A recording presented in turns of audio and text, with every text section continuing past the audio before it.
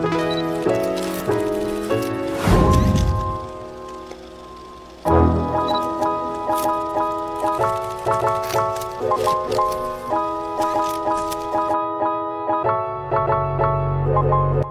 Royal Brotherhood National Service Fraternity and Sorority, the 6th National Convention hosted by Albay Provincial Council.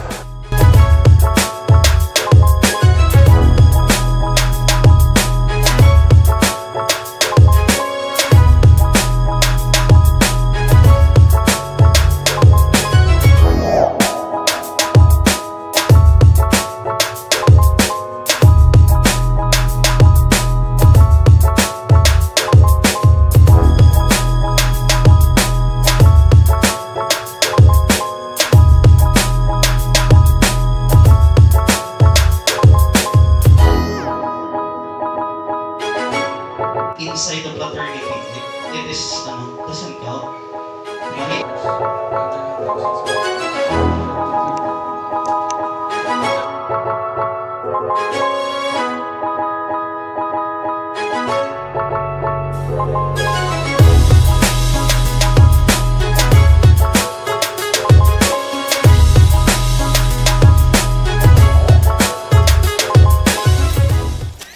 Ako nga po pala si Brad Mox Sano, batch 2009C, representative po ng Central District Council sa Manila. Red Dalawis, batch 0708, under the banner of North District Council. Good morning, ako nga pala si Brad Sani from Muntinlupa Alumni Chapters Association under the South District Council.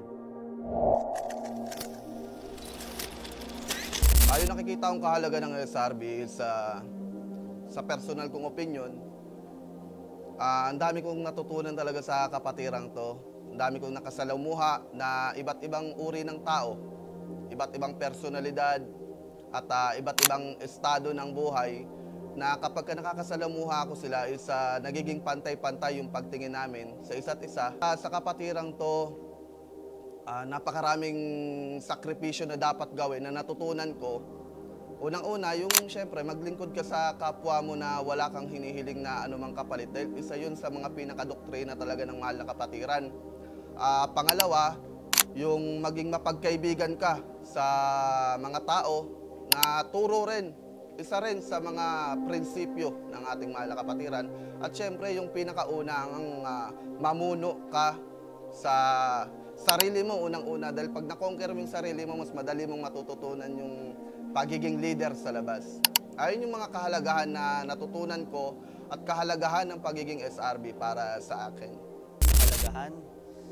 Mahalaga si SRB sa parte ng buhay ko kasi marami akong natutunan at na-realize na mga bagay dahil kay SRB. Si SRB isa sa mga nagturo sa akin bilang isang disiplinadong leader at isa rin siya sa nagturo sa akin kung paano makipaghalubilo sa iba't ibang klase ng tao.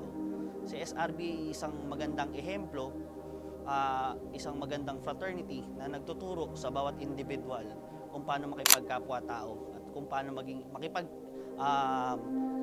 kaibigan sa bawat isa.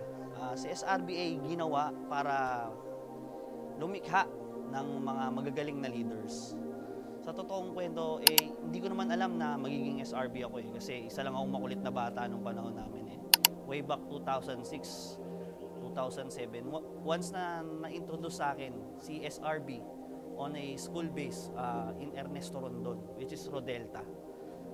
In-introduce nila sa akin na si SRB hindi ginawa para makipagbasag ulo, anuman. Ginawa ito para linangin yung kaisipan ng bawat bata at i-introduce sa kanila yung leadership. Nilikha si SRB para gumawa ng mga magagaling na pinuno, magagaling na kaibigan at isa pa pinakamahalaga gumawa ng mga serbisyo hindi lang sa kapatiran kundi sa komunidad at lalo na rin sa eskwelahan. Well, para sa akin, ang kahalagahan ng isang SRB ay malaking kahalaga kasi una, ito yung way kung paano ka maging isang leader sa sarili mong nasasakupan na siyang pwede natin ipamana sa mga susunod na henerasyon na siyang magiging panibagong pinuno ng ating kapatiran. Actually, curious talaga ako sa mga nangyayari dahil kagaya rin na nalalaman ninyo na first time ko na umattend dito sa National Convention.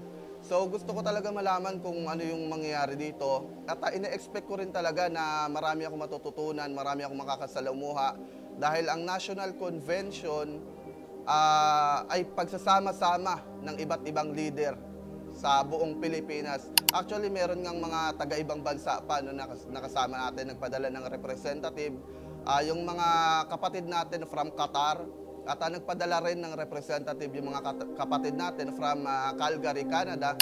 So ito talaga yung kahalagahan ng National Convention. Kaya isa talaga na nung napunta talaga ako dito at nakasalamuha ko yung mga kapatid natin, talagang nasabi ko na dapat pala noon pa ako sumama dito sa National Convention.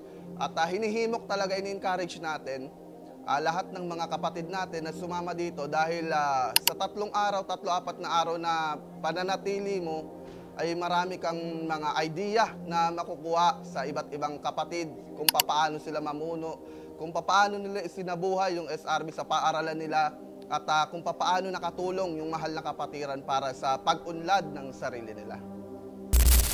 Dahilan, marami sa loob kasi ng bylaws is maraming batas na dapat na baguhin at marami ring batas na dapat idagdag. So, nandito ako para magdagdag o mag-amend ng mga panibago pang batas. Kasi, sa totoong kwento is, si SRB ay lumalaki na. Lumadami at lumalawak na sa sakupan.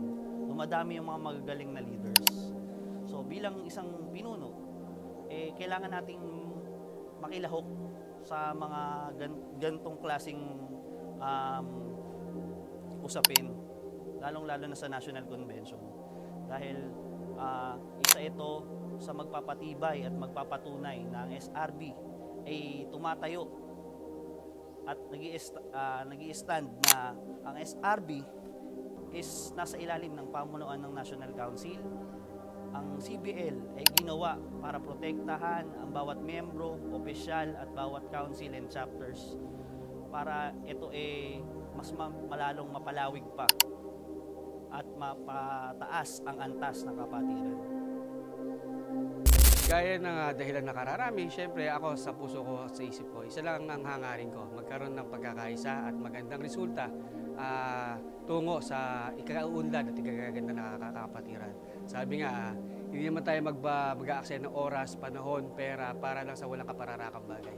So isang dahilan ng lahat, kundi ang mabigay ang tama at maayos na hangarin ng bawat isa tungo sa ikagaganda ng lahat. Session hall, napaka ano talaga. Kumbaga, minsan nagiging emotional ako during session hall, na nagsisession tayo, binabalangkas natin yung batas ng kapatiran dahil sa bawat salita ng iba't ibang representative ng iba't ibang district council or local council at provincial council, bakas sa kanilang pananalita yung pagmamahal, yung eagerness nila na maisaayos tong mahal na kapatiran. Kaya nadadala rin ako at nagkakaroon din ng mga diskusyon, malalim na diskusyon para mapabuti yung pagbabatas ng ating mahal na kapatiran. Nagkakaroon ng palitan ng iba't ibang ideya ng mga salita. Nagkakaroon minsan ng magandang balitaktakan, pero pagkatapos ng session hall, nakikita mo yung dalawang kapatid na nagkaroon ng mainit na balitaktakan sa session hall na nakangiti, nagyayakapan. Ganun natin kamahal yung mahal na kapatiran. Kumbaga, pinapakita lang natin dito yung eagerness natin na maisaayos tong SRB at yung batas nito dahil sa atin nakasalalay. Atin talaga nakasalalay kung papaano natin pagtitibayin ang National Council. Kailangan tayo ng konseho at mas lalong kailangan din natin ng konseho. Kaya sana suportahan natin yung mga ganitong bagay, yung mga National Convention, dahil ang pagkakaroon ng isang kapatiran ng National Convention ay patunay lamang na yung kapatiran na yan ay malaking kapatiran, aktibong kapatiran at progresibong kapatiran. nagpapasalamat ako sa Albay Provincial Council, sa lahat ng Bicolano, sa masarap nilang pagkain, sa mainit na pagtanggap sa bawat miyembro at mga delegado ng kapatiran.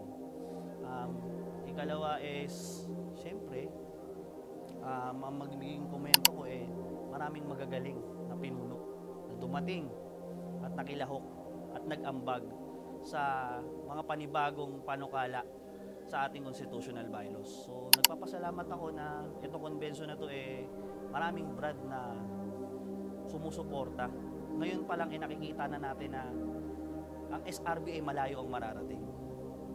During session and assessment ko sa nangyaring pagbabalangkas, isa sa nakakatuwang bagay kasi unang-una tol, maraming brad ang nagbigay ng mga komento sa loobin upang ma-share at maibahagi yung magandang adhikain. Nakikita mo sa bawat isa na eagerness ko para mabigay yung best para sa pangkalahatan, hindi para pansariling interes. Yung gusto kong makita sa kapatiran natin sa ating 58th founding anniversary, yung SRB na napaka-progresibo. No? Unang-una, mas malalaking community service yung magagawa natin. Isang matibay, matatag at progresibong konseho. Isa rin yun sa pinunta natin dito para mag-ambag sa isang matibay, mataas na uri ng pamumuno ng konseho. At syempre, yung pagkakaisa natin bilang mga magkakapatid sa Scouts Royal Brotherhood at sa ating 3 cardinal principles na leadership, friendship, and service. Na anibersaryo. Kaya nga dito pa lang is pag-uusapan na natin kung ano man ang dapat nating gawing hakbang para mailunsad yung maayos na 58th. Mapagkasundo-sundo kung sino man yung dapat magkasundo-sundo at linawin.